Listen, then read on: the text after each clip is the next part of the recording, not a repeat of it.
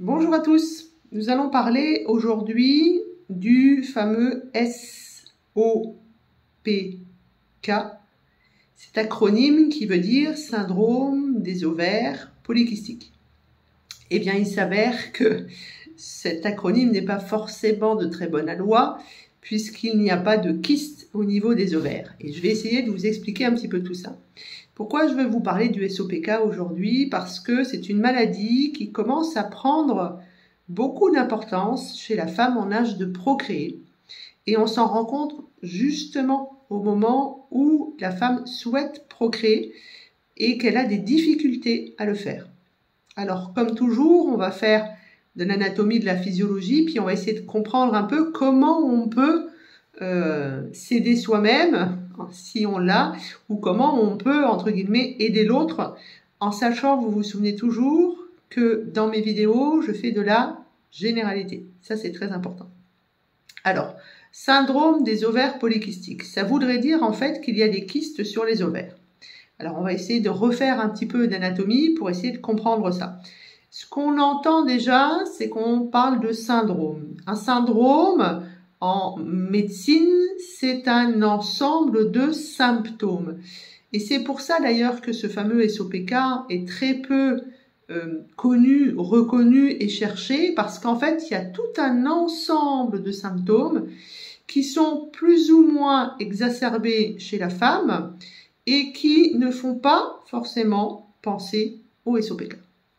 Alors, dans le corps de la femme, de la puberté à la ménopause, on a un ensemble d'hormones qui arrivent et qui arrivent selon un cycle. Un cycle qui va être géré par évidemment l'hypothalamus toujours, qui va envoyer une hormone qui s'appelle GN. Et si vous avez bien tout suivi, c'est l'hypothalamus, donc c'est RH, c'est releasing hormone, c'est je libère une hormone. Donc la gonado-releasing hormone. Et cette GnRH va arriver sur l'hypophyse et va créer de la FSH, folliculo-stimulating hormone. Je stimule le follicule. Et après, lutéine hormone, je vais, entre guillemets, travailler sur le corps jaune. Je vais travailler sur la fabrication de l'œuf. Cette FSH et cette LH arrivent dans le cycle de la femme à des moments différents. La FSH, elle est plutôt sur la première partie du cycle. La LH, elle arrive au moment du pic de l'ovulation, logiquement entre le 9e et le 14e jour. Vous savez qu'on n'ovule pas toutes au même moment. Et ce pic de LH va permettre justement l'ovulation. Et puis ensuite, on a toujours un fond de FSH, mais on n'a plus de LH. C'est-à-dire que la LH, c'est vraiment un pic. Et FSH et LH sont les hormones qui sont sécrétées par l'hypophyse. Ça veut donc dire que ces hormones-là vont avoir un rôle, un lien sur nos ovaires, et que nos ovaires vont sécréter œstrogène, progestérone. Ça, tout le monde le sait. Œstrogène, première partie du cycle plutôt, progestérone plutôt deuxième partie du cycle. Mais on sécrète aussi de la testostérone. Et un des problèmes dans le SOPK, c'est un trop-plein de testostérone. Premier problème.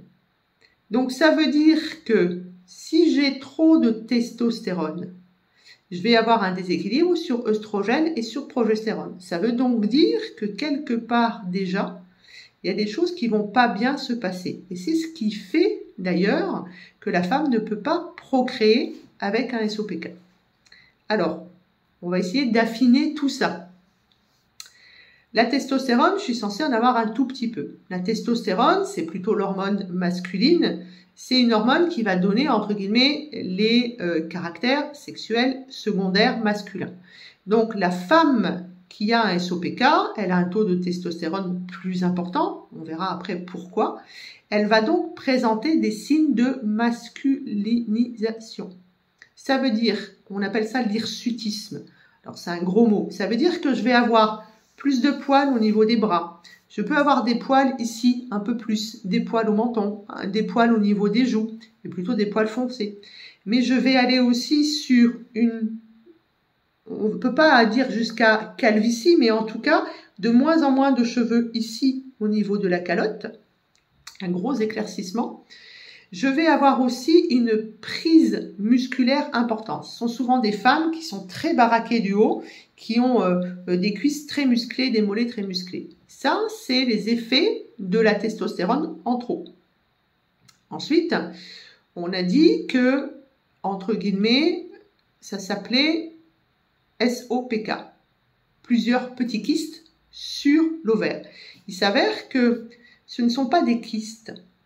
On a parlé de la FSH, Folliculo Stimulating Hormone.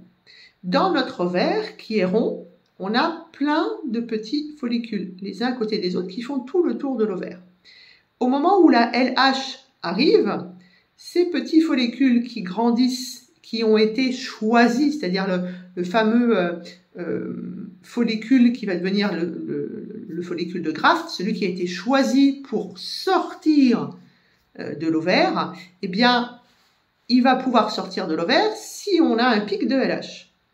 Eh bien, dans la SOPK, on a ces petits follicules qui sont là.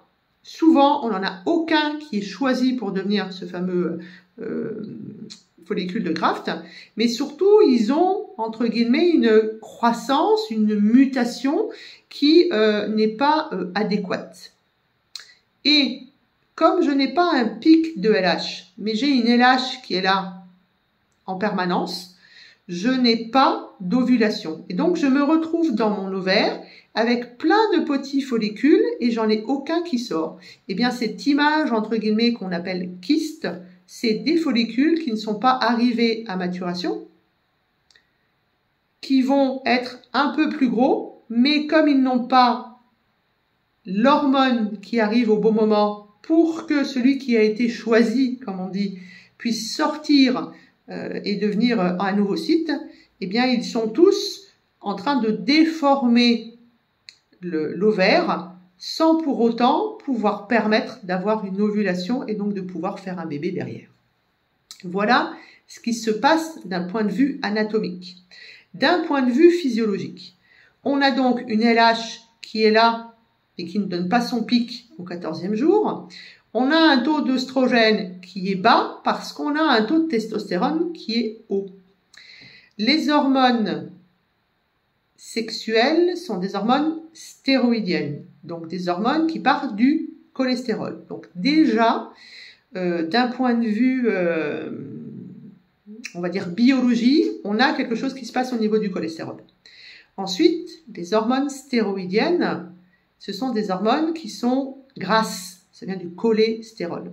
Donc, c'est des hormones qui ont besoin d'un transporteur. Et le transporteur commun, c'est le fameux SHBG. Sex Hormone Building Growth, etc., etc. Donc, œstrogène, progestérone et testostérone ont le même transporteur. Ce taux de transporteur va être discordant. Discordant, ça veut dire quoi?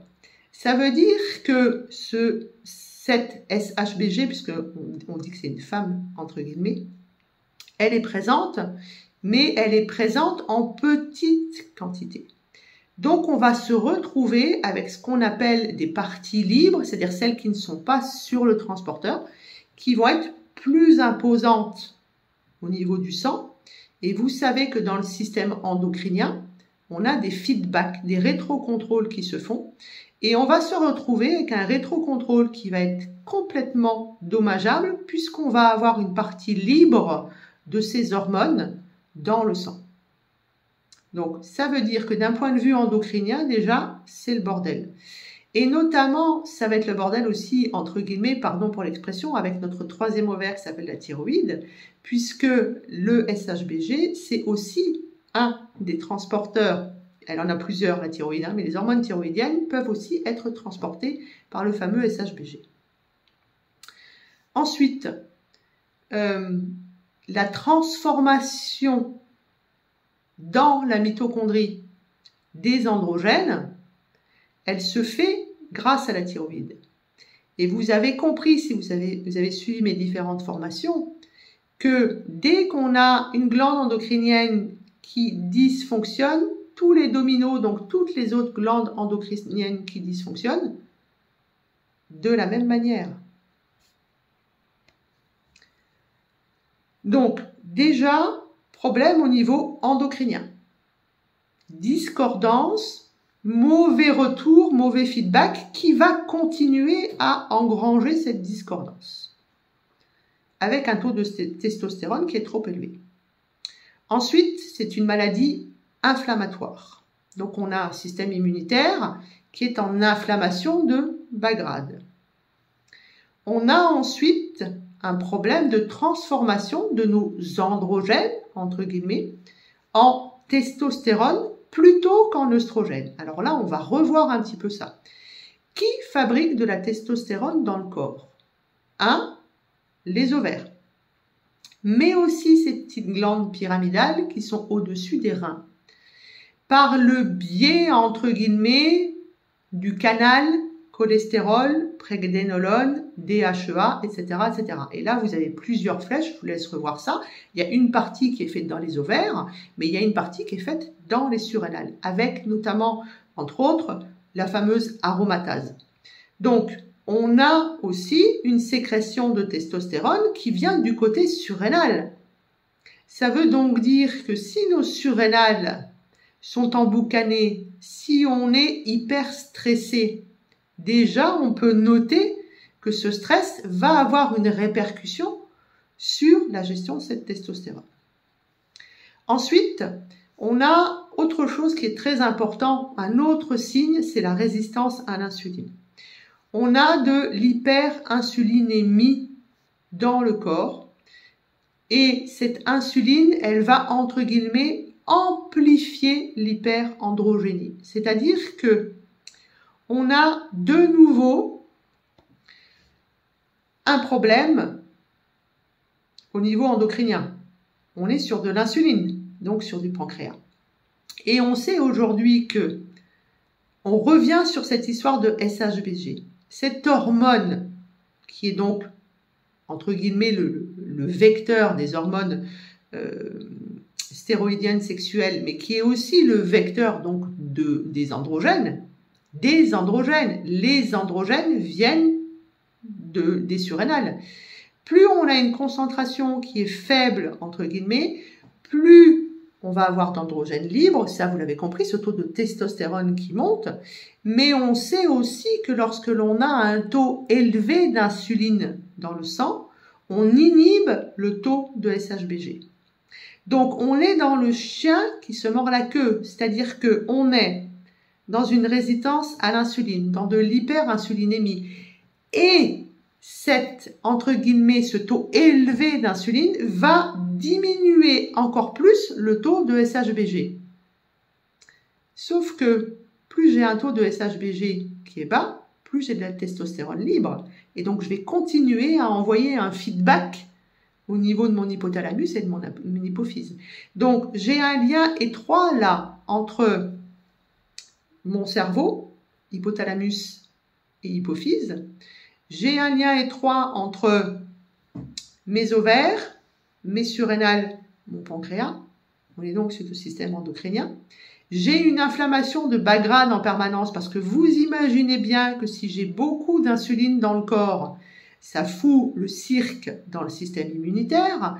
Si je me retrouve avec plein de testostérone, ça fout le cirque dans le système immunitaire. Si j'ai un foie qui reçoit tout ce qui vient de l'intestin, il a beaucoup de jobs, il va moins fabriquer de SHBG, donc je vais avoir de plus en plus de testostérone. Vous voyez que ça commence à faire beaucoup de liens. On a le système endocrinien, le système immunitaire. Deux piliers de notre Sainte Trinité déjà. On a parlé des glandes surrénales. On est donc sur le fonctionnement du système nerveux. Là, on va faire le lien entre le cortisol et l'insuline. Si vous me suivez, c'est pareil, vous savez, entre guillemets, que à chaque fois que j'ai une sécrétion de cortisol, j'ai une sécrétion d'insuline. Et l'inverse. Je sécrète de l'insuline, je sécrète du cortisol. Les deux là, c'est vraiment, elles dansent le tango ensemble. Donc, si je suis stressée, moi j'aimerais bien savoir qui n'est pas stressé, je sécrète du cortisol. Ce cortisol va avoir un retentissement, entre guillemets, puisque, de manière indirecte, entre guillemets, c'est un vecteur. Les surrénales ont beaucoup travaillé pour sécréter du cortisol. Ça veut donc dire que la partie androgène de ces surrénales est en dysfonction. Je sécrète du cortisol, je sécrète de l'insuline. J'augmente l'hyperinsulinémie, ce qui va me donner derrière de la résistance à l'insuline. Ces membranes, entre guillemets, qui n'accepteront plus de faire rentrer l'insuline dans le corps de la cellule. Donc, stress égale système nerveux.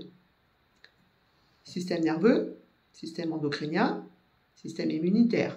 On est vraiment dans le SOPK sur une PNEI, psycho-neuro-endocrino-immunologie.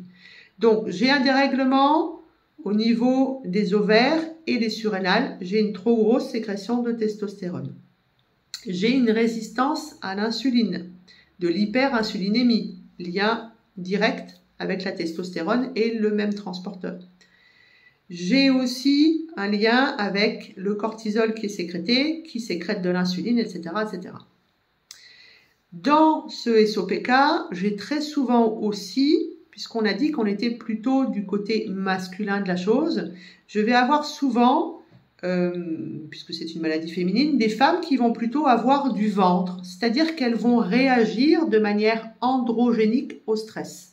On sait aujourd'hui que le surpoids métabolique, le fameux syndrome métabolique, ça vient d'une mauvaise... Alors, il y a l'alimentation, etc., on est d'accord, mais le stress chez l'homme, c'est-à-dire chez la présence de testostérone, c'est un stress qui va faire grossir au niveau du ventre.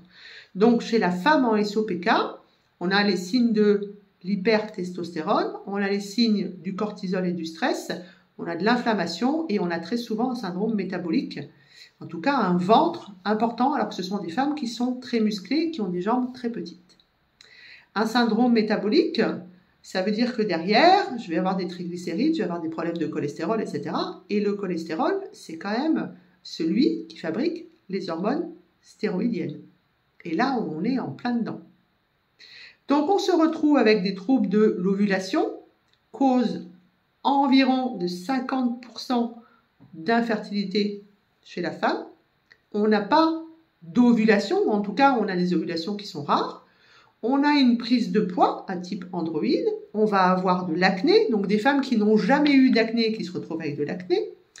On a des règles qui sont complètement déréglées. Pourquoi? Parce qu'on n'a plus cet œstrogène, cette progestérone et ce pic de LH qui arrive au bon moment. On a, donc je vous l'ai dit, la perte de cheveux. On a, puisqu'on a de l'hyperinsulinémie, on va se retrouver, enfin de l'hyperinsulinémie, puis une résistance à l'insuline. On va se retrouver, entre guillemets, avec du caramel dans le corps, avec ce sucre qui traîne dans le corps. Le sucre qui traîne dans le corps, ça va faire du caramel. Ce caramel, il va induire un ralentissement de toutes les fonctions du corps, et notamment ici, vous imaginez bien que du caramel dans le cerveau, ça marche pas.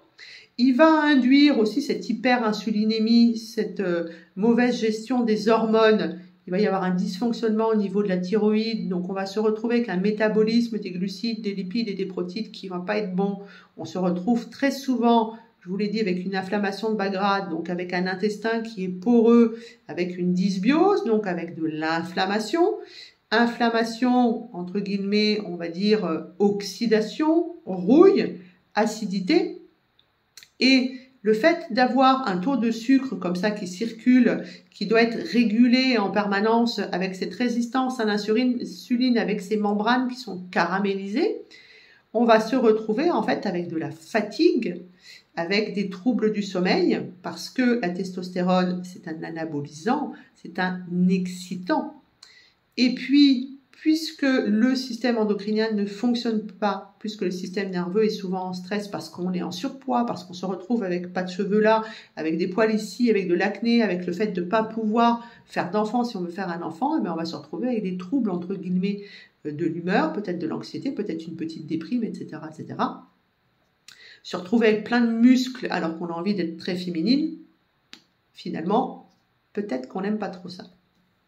Alors, qu'est-ce qu'on va pouvoir faire pour aider ces femmes qui ont un SOPK? Il va falloir qu'on remette de l'ordre dans la psyché, donc gestion du corps mental, j'espère que vous avez bien appris tout ça.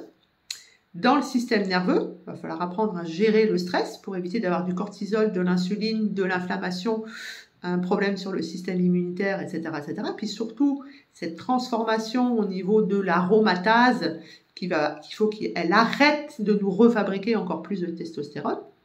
Il faut qu'on gère le système endocrinien. Donc le système endocrinien, on se souvient, ce sont des hormones qui circulent dans le sang.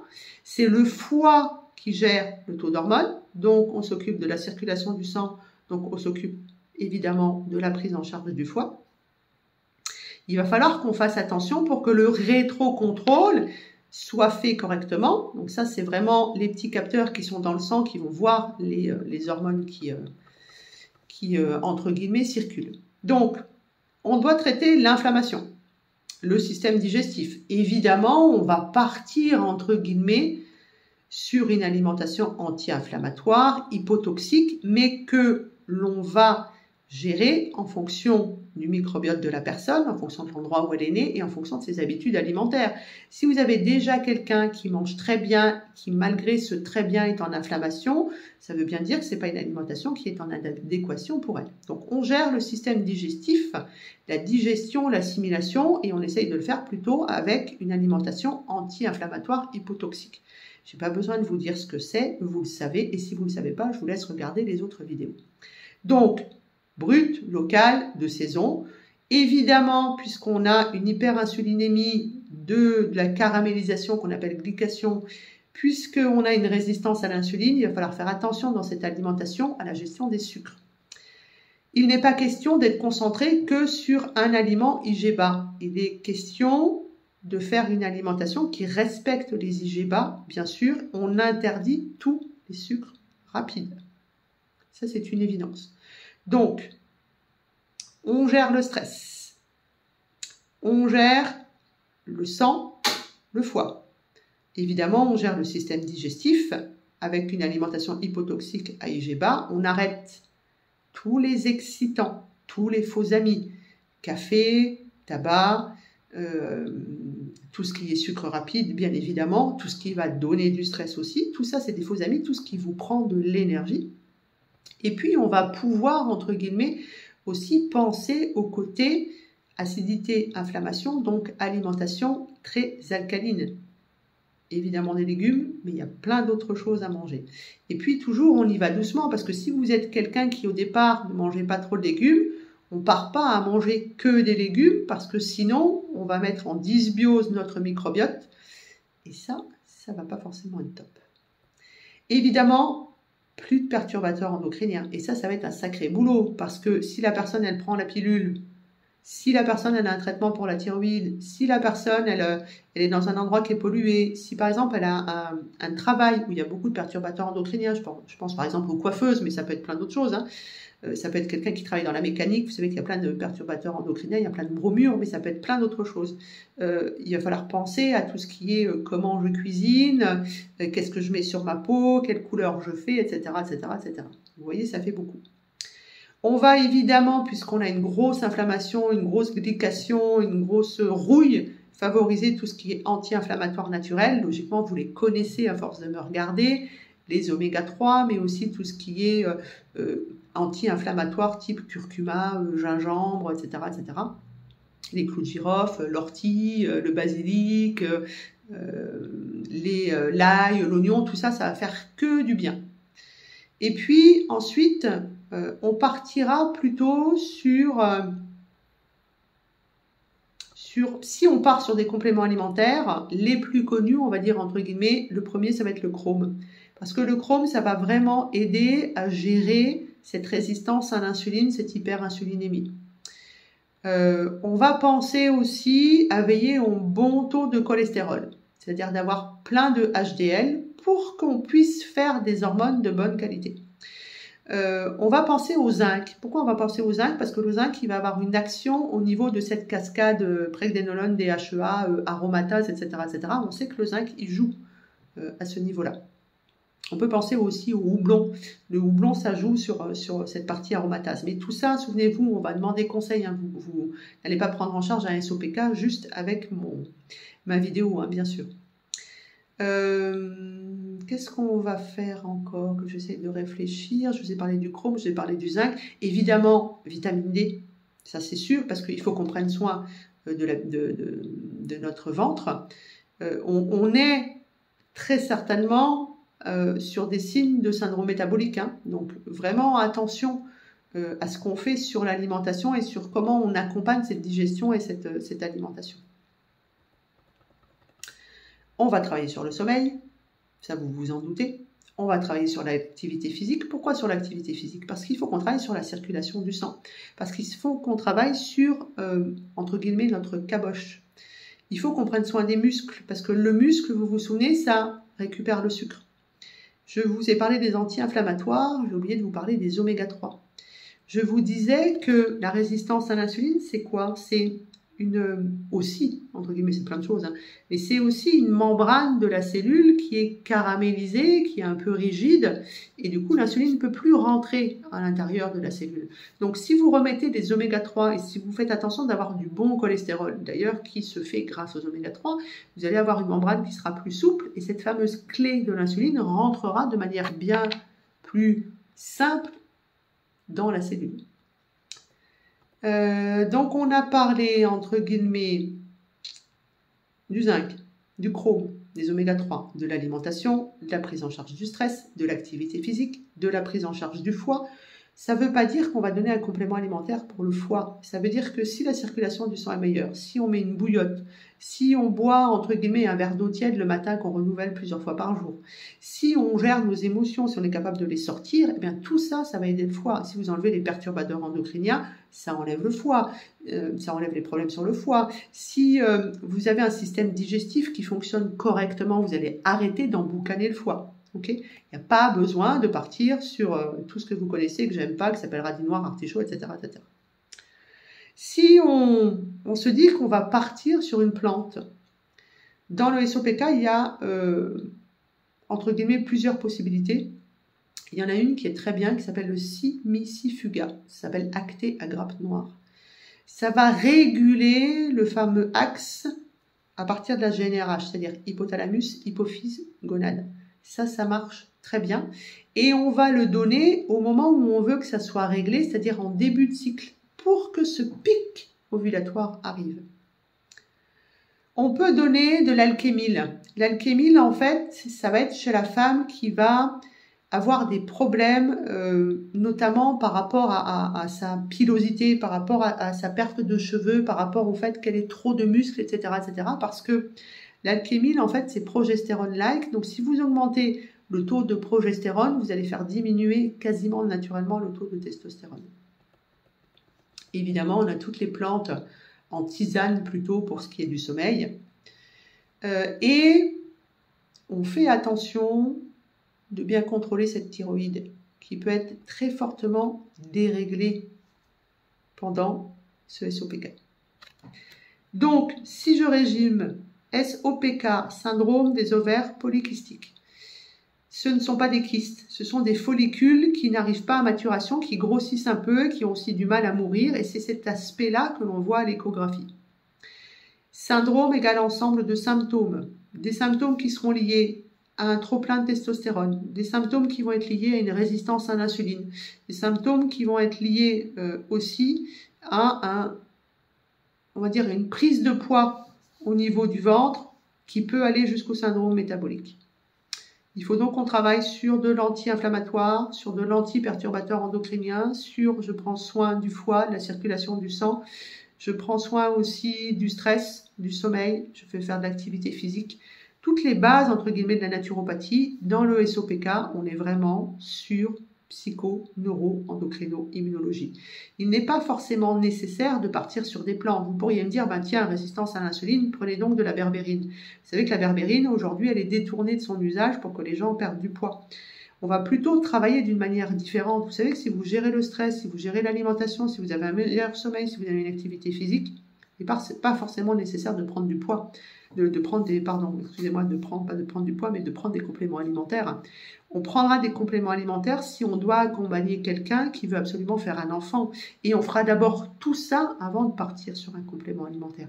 Ça, c'est très important. Donner un complément alimentaire sur quelqu'un qui a un système digestif qui ne marche pas, sur quelqu'un qui a des intestins poreux, c'est jeter l'argent par les fenêtres.